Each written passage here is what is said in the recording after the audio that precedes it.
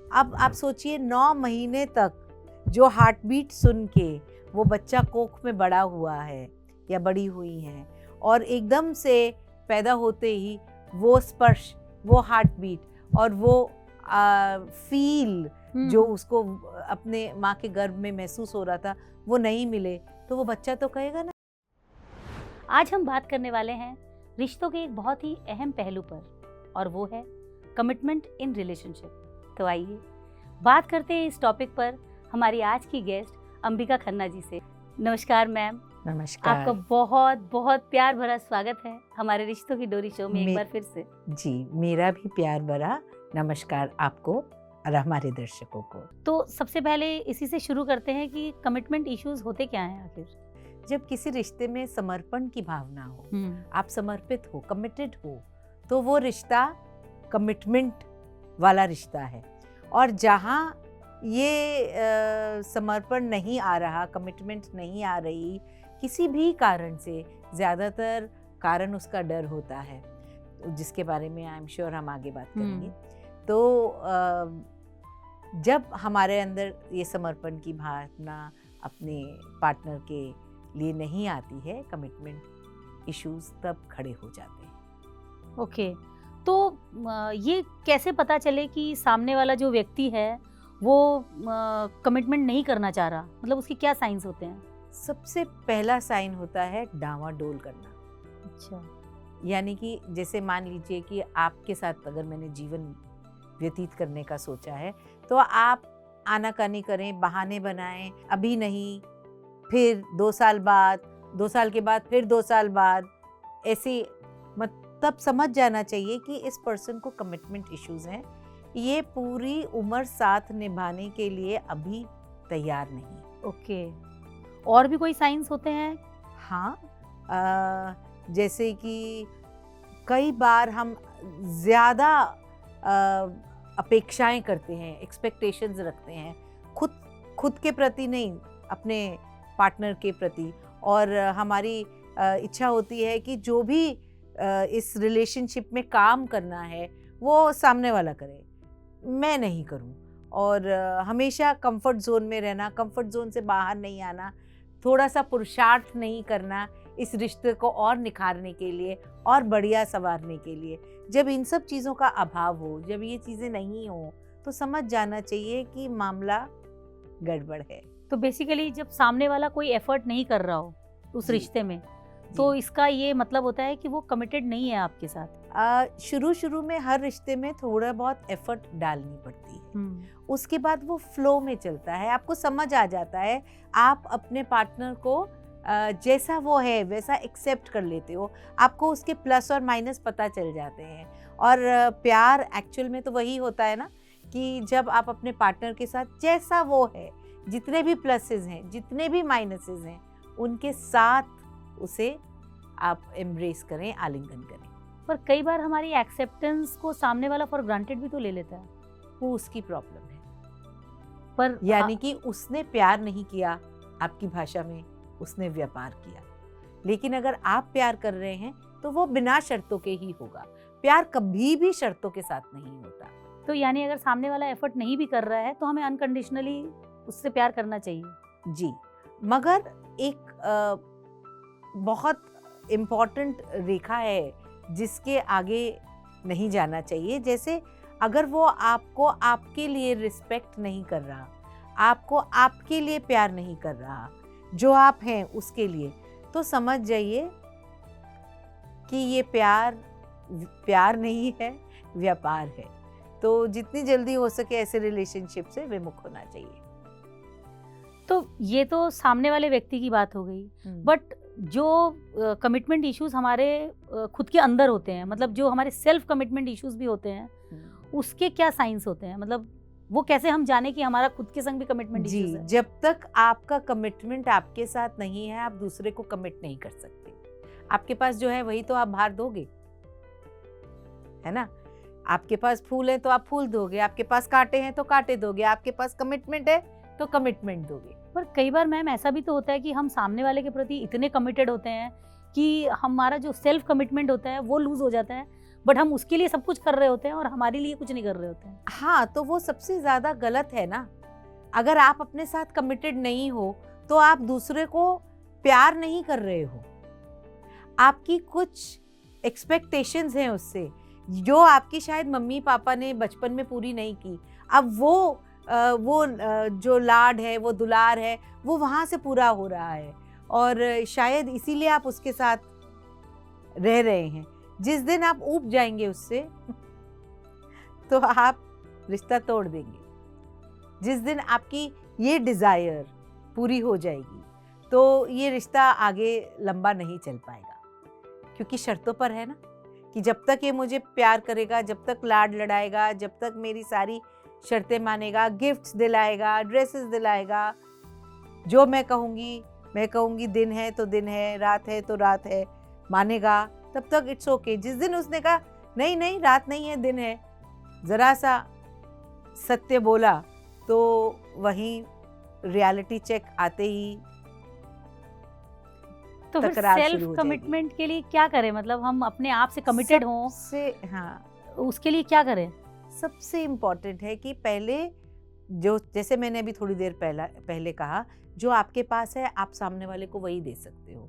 तो पहले अपने साथ एक कमिटमेंट करना ज़रूरी है, अपने आप को समझना ज़रूरी है, अपने डर, अपने फियर्स को भगाना या ट्रांसफॉर्म करना ज़रूरी है। जिस दिन हम ये कर पाते हैं बखूबी, बढ़िया, बेहतर तरीके से, उस दिन हम पूरे विश्व को विजय पताका से जीत सकते हैं। पर अगर हमारे पार्टनर में अगर कमिटमेंट इशू, जैसे अभी हमने इससे पहले जो बात की, वो शायद मतलब उस तरह की है कि चलो अगर हम अनमैरिड हैं और कमिटमेंट का इशू है कि वो शादी को टाल रहा है, हाँ। 2 साल 4 साल, तो हम उसे छोड़ सकते हैं, हाँ। लेकिन अगर हम शादीशुदा हैं, इफ़ वी आर मैरिड, और उसमें अगर हमारे पार्टनर के साथ हमारा कमिटमेंट इश्यूज है, तो वो हम कैसे पहचानें कि हमारा पार्टनर हमारे साथ कमिटेड है कि नहीं? तो वो ज़्यादा समय आपके साथ बिताना नहीं चाहेगा, किसी और के साथ बिताना चाहेगा, चाहे वो उसका काम ही क्यों ना हो। उसको घर आना, आपके साथ बैठना, आपके साथ समय व्यतीत करना, वो एक कप चाय की प्याली को शांति से एंजॉय करना, वो नहीं कर पाएगा। तो जब ये सब चीज़ें नहीं कर पा रहा, तब समझ लीजिए, या फिर आपके हिस्से का जो प्यार दुलार है वो कहीं बाहर किसी और को दे रहा है, तो भी समझ जाना चाहिए कि ये कमिटमेंट इशू आ गया है, कुछ ना कुछ त्रुटि तो हो गई है जिसे अब हमें सुधार करना पड़ेगा। तो फिर ये जो कमिटमेंट इश्यूज होते हैं उसके कारण क्या होते हैं? मतलब क्यों होते हैं लोगों में ये कमिटमेंट इश्यूज? जैसे मैंने अभी कहा, डर, fear of abandonment, fear of rejection, इस तरह के बहुत सारे डर होते हैं जो हमारे बचपन से आ रहे होते हैं।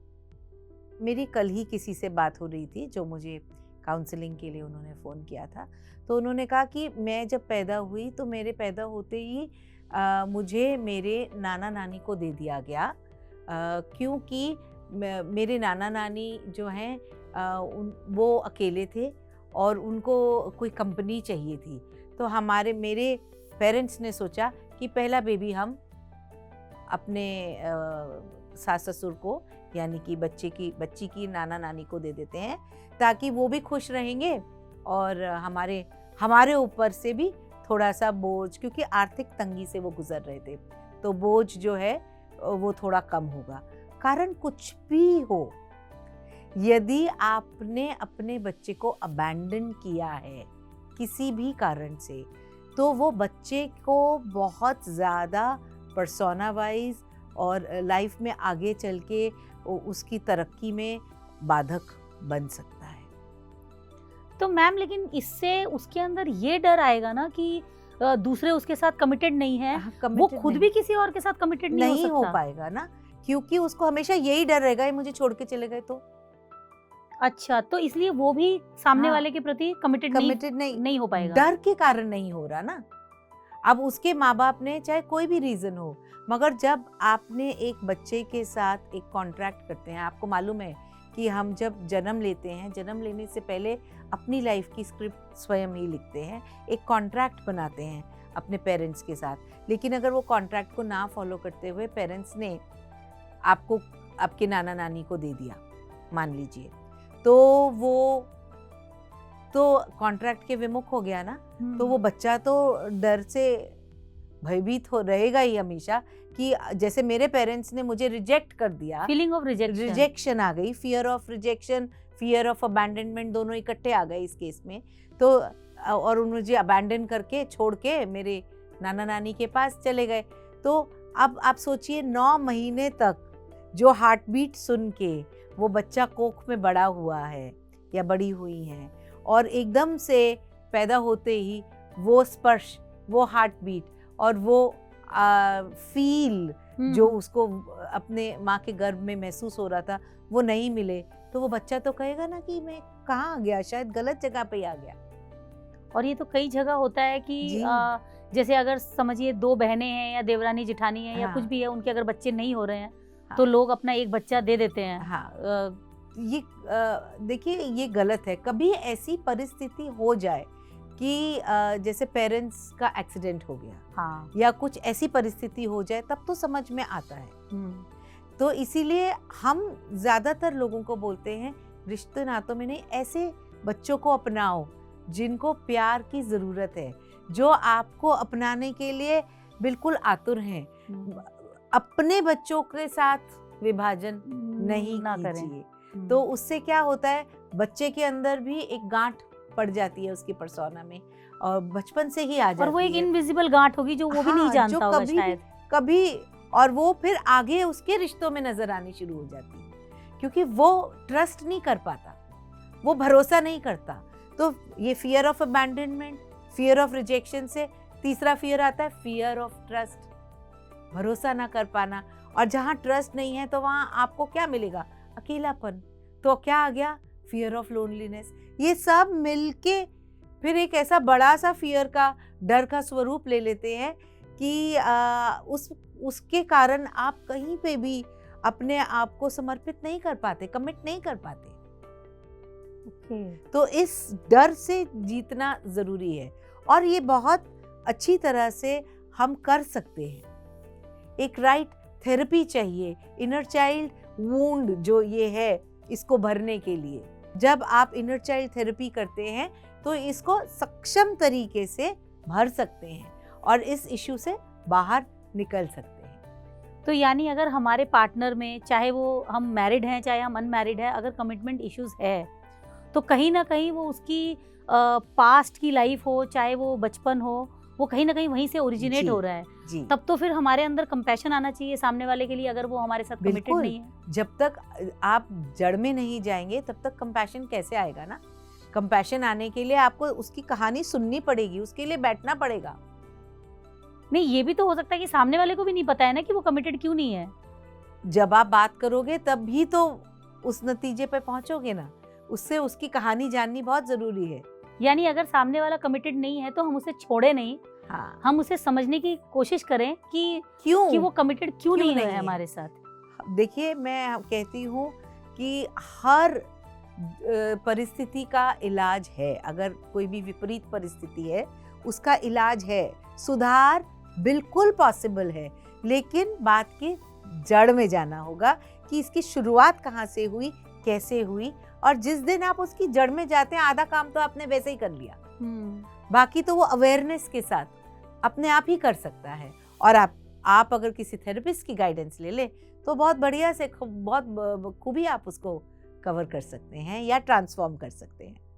मैम, थोड़े कुछ और उदाहरण के साथ अगर आप इसे समझाएं तो हमारे दर्शकों को बहुत क्लैरिटी मिल जाएगी। जी, तो जो मैं आपके साथ उदाहरण शेयर करना चाह रही हूँ वो एक ऐसी लेडी का है। आज उनकी शादी हुए तकरीबन उनको हो गए 15 साल, लेकिन ये 15 साल पहले की बात है। वो मेरे पास आई थी और जिनके साथ उनका रिलेशनशिप था वो शादी करने के लिए तैयार नहीं था। वो कहता था हम लिव इन रह सकते हैं लेकिन शादी नहीं करना चाहूँगा, और ये चाहती थी कि मेरे को जब तक आप शादी नहीं करोगे तो कोई मतलब ही नहीं है आपके साथ समय बिताने का। तो फिर इसलिए वो मेरे पास आई थी कि ये मैंने ऐसा फ्रेंड, उस टाइम तो वो बॉयफ्रेंड ही थे, बॉयफ्रेंड क्यों अट्रैक्ट किया है। तो जब हम उनकी पास्ट लाइफ में गए तो हमने देखा 2 कंसेक्यूटिव पास्ट लाइफ्स देखी। तो पहली पास्ट लाइफ में देखा कि कैसे चाइल्ड बर्थ के टाइम वो उसकी डेथ हो गई लड़की की। अच्छा। हाँ, और जब बच्चा पैदा हुआ ही तो ये भी बहुत तड़प तड़प के, ये जाना नहीं चाह रही थी बट मैग्नेटिकली पुल हो रही थी ऊपर हाई रेल्म्स की ओर, और यहाँ उसको रोते देख के बिलखते देख के उसका भी हाल बुरा था। लेकिन वो लड़के में उस दिन पहली बार फियर ऑफ सेपरेशन आ गया, ठीक है। और सेकेंड टाइम उन्होंने देखा कि वो एक किसी यूरोपियन कंट्री में है और ट्राइब्स में है, और एक ट्राइब की दूसरी ट्राइब में से लड़ाई हो रही है, और लड़ाई के दौरान जो ये लड़की है वो उसको, ये दोनों ही उस ट्राइब में लड़ाई कर रहे थे अपनी ट्राइब की तरफ से, गोली लगती है तो ये वहीं मर जाती है। एंड अगेन वो कुछ मंथ्स की प्रेग्नेंट थी। तो उस लड़के के अंदर ना सिर्फ उस लड़की के लिए आ गया, टू स्टार्ट अ फैमिली भी आ गया। इसलिए वो शादी के नाम से भागता था। शादी मीन्स कमिटमेंट, मीन्स की फैमिली, और वो उस डर से बहुत आतुर होता था। तो हमने फिर उसकी प्रॉपर ट्रांसफॉर्मेशन करी और सोल लेवल पे हमने बहुत सारा उस काम लड़की किया। के पास्ट लाइफ में आप गए? लड़की की पास्ट लाइफ से लड़की की पास्ट लाइफ में वो लड़का दो पास्ट लाइफ में मौजूद था? जी, ज़्यादातर हम काफ़ी सारी लाइफ टाइम में मौजूद होते हैं, तो ये तो हमने सिर्फ 2 ही की बात जिक्र किया। और उसके बाद हमारा वो सेशन ओवर हो गया। तो उस दिन के बाद अगले दिन ही इनका मुझे कॉल आता है, कहती है मैम मैंने आपको एक बहुत खूबसूरत बात बतानी है। मैंने कहा क्या? कहती है कल रात को मेरे बॉयफ्रेंड को ड्रीम आया, और ड्रीम में उसने वो ही देखा जो हम ट्राइब्स आपस में ट्राइब लड़ रहे हैं और मर गए। तो उनको कहता है मुझे लगता है कि किसी लाइफ टाइम में ना तेरा मेरा साथ ऐसा छूटा होगा जिस कारण से मैं ना अब शादी के इंस्टीट्यूशन से मेरा भरोसा उठ गया है। तो मैंने कहा ये तो अच्छी बात है, उसको समझाओ कि हाँ ऐसा हो सकता है, और आप अपना पास्ट लाइफ अगर वो मानते हैं पास्ट लाइफ को तो शेयर करो। तो मैम क्या लेकिन जो ये कमिटमेंट इश्यूज होते हैं ये क्या एक रिश्ते में हमेशा प्रॉब्लम क्रिएट करते हैं? हाँ, क्योंकि आपका अपने साथ सबसे पहले तो कमिटमेंट है नहीं, तो आप कहीं पे टिकते नहीं हो, स्थिर नहीं होते हो, स्टेबिलिटी नहीं आती। जब आप अपने साथ स्टेबल नहीं हो तो दूसरे के साथ आप कैसे स्टेबल हो सकते हो, स्थिरता कैसे ला सकते हो किसी रिश्ते में?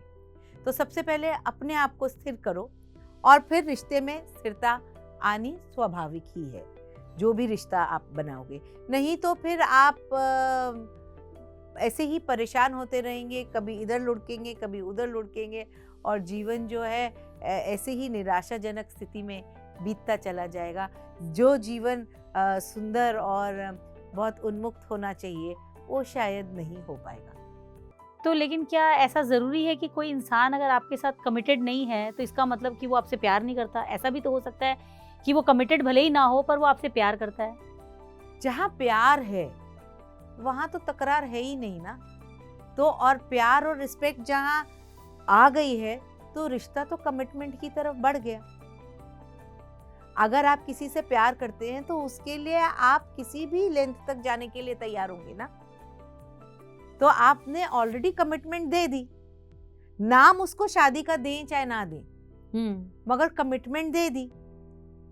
अब जैसे वो पहला मैंने आपको उदाहरण दिया जो लिव इन वाला था, वो उनकी हर थोड़े दिन बाद लड़ाई हो जाती थी, वो अलग हो जाते थे, मैं नहीं रह सकती, मैं नहीं रह सकता तेरे साथ। और फिर थोड़े दिन बाद या ये उनको मना लेती थी या उनको वो इनको मना लेते थे, और फिर धीरे धीरे दोनों ने रियलाइज़ किया कि हम एक दूसरे के बिना नहीं रह सकते, और अगर हम नहीं रह सकते एक दूसरे के बिना, हम एक दूसरे से इतना प्यार करते हैं तो हमें फिर इस कमिटमेंट इशू पे भी वर्क करना है। इसीलिए तो वो पास्ट लाइफ थेरेपी लेने मेरे पास आई।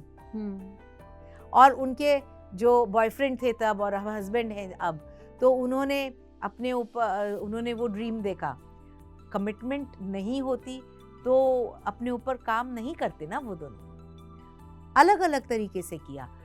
बहुत सारे लोगों को इन थेरेपीज, इन मोडालिटीज़ के ऊपर विश्वास नहीं होता, तो किसी ना किसी मोडालिटी या किसी ना किसी परिस्थिति के ऊपर ना विश्वास करते हुए सिर्फ ध्यान प्रक्रिया से भी आप ये संभव कर पाते हो। मैम अगर जैसे समझ लीजिए कि दोनों ही तरफ से कमिटमेंट नहीं है, दोनों ही तरफ से अगर कमिटमेंट इश्यूज हैं तो लेकिन प्यार भी है, तो क्या उस रिश्ते को निभाना चाहिए? अगर प्यार है तो नहीं, कमिटमेंट नहीं होने के बहुत सारे रीजंस हो सकते हैं उनके अपने पर्सनल, कि वो कमिटेड नहीं हो सकते एक दूसरे के प्रति, पर प्यार एक दूसरे से करते हैं, तो ये ऐसा रिश्ता मतलब निभाना सही होता है? प्यार नहीं, व्यापार हो जाता है वो फिर, क्योंकि आप एक्सपेक्ट करते हो कि मैं इसके साथ इसलिए हूँ क्योंकि ये मेरी नीड्स फुलफिल कर रहा है। लड़की ऐसा सोचती है, चलो कोई बात नहीं, प्यार नहीं करता कोई बात नहीं, पर मैं जब चाहती हूँ मुझे पैसे तो मिल जाते हैं, जो मैं चाहती हूँ लाइफ वैसे तो चल रही है, मेरे बच्चों का तो ध्यान रख ही रहा है ना, ऐसे। और सिमिलरली जो मेन फोक है वो भी सोचते हैं कि ठीक है कि ओके फाइन, ये मुझे प्यार नहीं करती बट एटलीस्ट मेरा ध्यान रखती हैं, मेरी ज़रूरतें पूरी करती हैं। इसका मतलब ये हो गया कि एक केस ये भी हो सकता है हाँ, कि मतलब दो लोग किसी रिश्ते में कमिटेड हो एक दूसरे के साथ बट प्यार नहीं भी हो सकता है। हाँ बिल्कुल, तो वो क्योंकि व्यापार हो रहा है ना, कि ठीक है तुम मेरी ज़रूरतें पूरी करो, मैं तुम्हारी ज़रूरतें पूरी करूँगा, फाइन। जिस दिन ज़रूरतें पूरी होनी बंद हो जाएंगी उस दिन अपने आप हम अलग हो जाएंगे। बट ऐसा कई जगह होता है कि दो लोग हाँ, कमिटेड हैं पर प्यार में नहीं है, और दो लोग प्यार में हैं पर कमिटेड नहीं है। हाँ, तो तभी बोलते हैं ना कि ब्लाइंड लव नहीं होना चाहिए, अंधा प्यार नहीं होना चाहिए, एनलाइटेंड लव होना चाहिए, ताकि आप प्यार में डूबो नहीं, प्यार में उठो। यानी आप ये बोलना चाहती हैं कि अगर प्यार है तो ऑटोमेटिकली कमिटेड वो इंसान है कहीं ना कहीं, भले ही वो जुबान से कमिटमेंट शब्द को इस्तेमाल ना करे, पर अगर प्यार है तो समर्पण है, अगर समर्पण है तो प्यार है। आपका चाइल्डहुड अच्छा नहीं बीता है, या कई बार ऐसा होता है कि आप सिंगल पेरेंट से आपकी अपब्रिंगिंग होती है, किसी कारणवश आपके पिताजी की या माताजी की डेथ हो गई है, तो या आपके पिताजी आपको पाल पोस के बड़ा कर रहे हैं या माताजी पाल पोस के बड़ा कर रही हैं, तो वो लोनलीनेस, वो अभाव, वो fear of losing your loved one, ये कहीं ना कहीं है।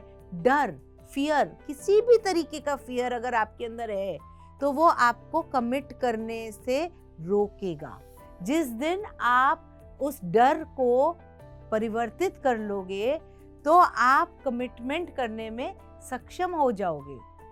यानी अलगाव के डर से आप लगाव की तरफ भी नहीं बढ़ते हो। जी बिल्कुल बिल्कुल, बहुत सारे फियर्स होते हैं हमारे। फियर ऑफ एंजाइटी होता है।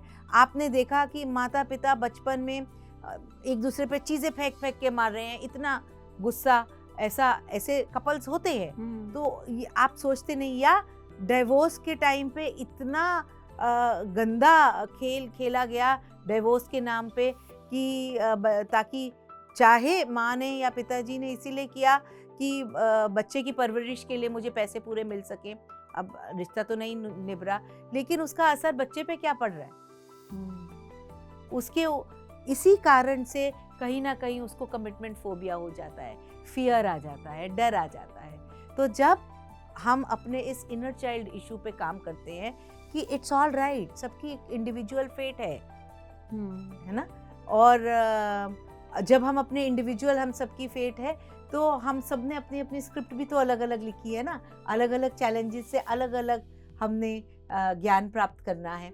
तो जब आपको ये समझ में आ जाता है, आप अपने इनर चाइल्ड का ध्यान स्वयं से रखने लगते हो, उसका आप लालन पोषण, उसकी परवरिश आप अपनी रिस्पॉन्सिबिलिटी ले लेते हो। You don't depend on anyone else for your own inner child work. तो आप जब अपने इनर चाइल्ड को अच्छी से एम्ब्रेस कर लेते हो तो ये बहुत अच्छी से आप ओवरपावर कर सकते। बेसिकली ये चेन चलती आ रही है पीछे से, जी जी, कि हम अपने पेरेंट्स के विक्टिम हुए, हमारे बच्चे हमारे विक्टिम हो रहे हैं। हाँ, तो वो कहीं ना कहीं उसको ब्रेक करना बहुत जरूरी है। बहुत जरूरी है ये समझना कि आपकी जो बचपन कितना प्रभाव डाल सकता है हमारे पूरे जीवन में, कैसे आप उनके लिए आप बिल्कुल ब्लॉक्स क्रिएट कर रहे हो।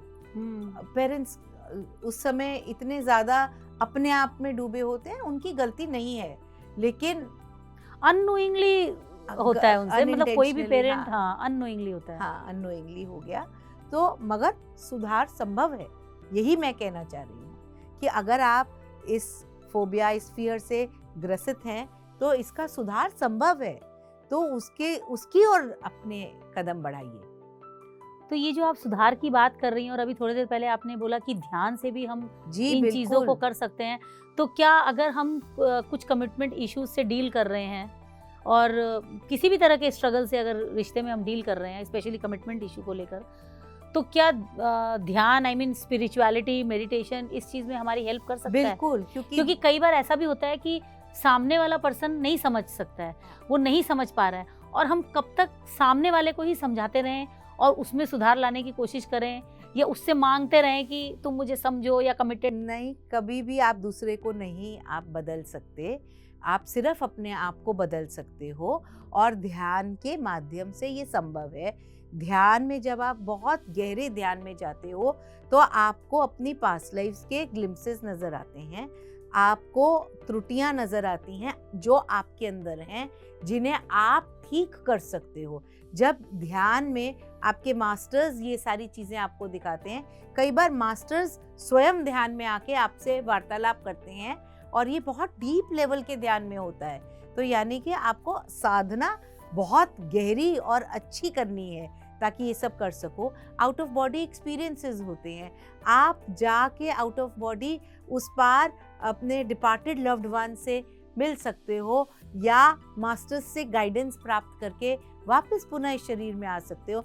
ध्यान प्रक्रिया से बहुत कुछ संभव है, लेकिन क्या क्या संभव है और कैसे हम उसको यूटिलाइज कर सकते हैं, ये अवेयरनेस आनी बहुत ज़रूरी है। पर ये भी तो होता है ना कि जैसे अब अगर इंसान का ध्यान में भी मन नहीं लग रहा, अगर वो सिर्फ उसी रिश्ते से डील कर रहा है। नहीं, तो ध्यान तो करना ही पड़ेगा ना।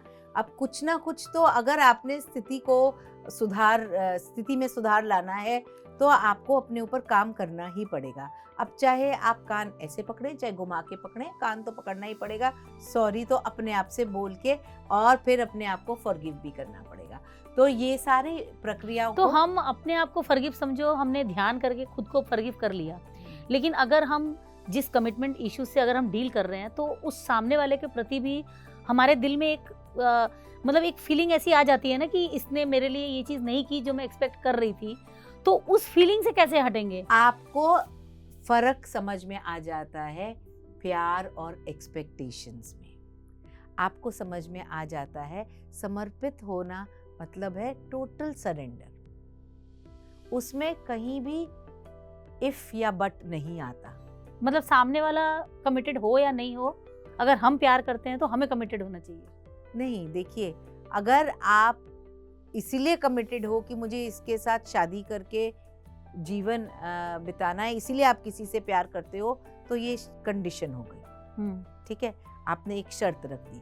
लेकिन अगर आप प्यार करते हो सिर्फ प्यार के नाते, मान लीजिए कि किसी ABC पर्सन से मुझे प्यार है, और वो जैसा भी है वो मुझे रेसिप्रोकेट भी नहीं कर रहा, वो मेरी तरफ देख भी नहीं रहा, तो भी कभी उसको मेरी ज़रूरत पड़े मैं वहाँ खड़ी हूँ उसके लिए। प्यार बिना शर्तों के होता है। तो प्यार अनकंडीशनली अगर आप किसी से करते हो तभी आप कमिटेड हो, नहीं तो कमिटमेंट का कोई मायना नहीं है। बट कहीं ना कहीं सेल्फ वर्थ और सेल्फ एस्टीम लो होने लगती है ना इंसान की। देखिए, तो ये अब किसी ने भी आपको ये नहीं कहा कि आप दूसरे व्यक्ति को बोलिए कि वो आपका फायदा उठाए। जब आप किसी को अपने आप को यूज करने देंगे, फायदा उठाने देंगे, तब गड़बड़ है ना। सिर्फ प्यार कर रहे हैं तो प्यार से अगर आप किसी की सपोर्ट में खड़े हैं, उसको जब आपकी जरूरत हो आप वहां हैं, तो इसमें क्या गलत है? हम पवित्र प्यार की बात कर रहे हैं, शर्तों वाले प्यार की बात नहीं कर रहे, है ना। आकर्षण की बात नहीं कर रहे, समर्पण की बात कर रहे हैं। समर्पण की बात कर रहे हैं। अगर आप एक्सपेक्ट करते हो कि मैं इससे इतना प्यार करती हूँ, क्या ये मेरे को एक फूल ला के नहीं दे सकता, क्या ये एक्नॉलेज नहीं कर सकता, फिर शर्त आ गई।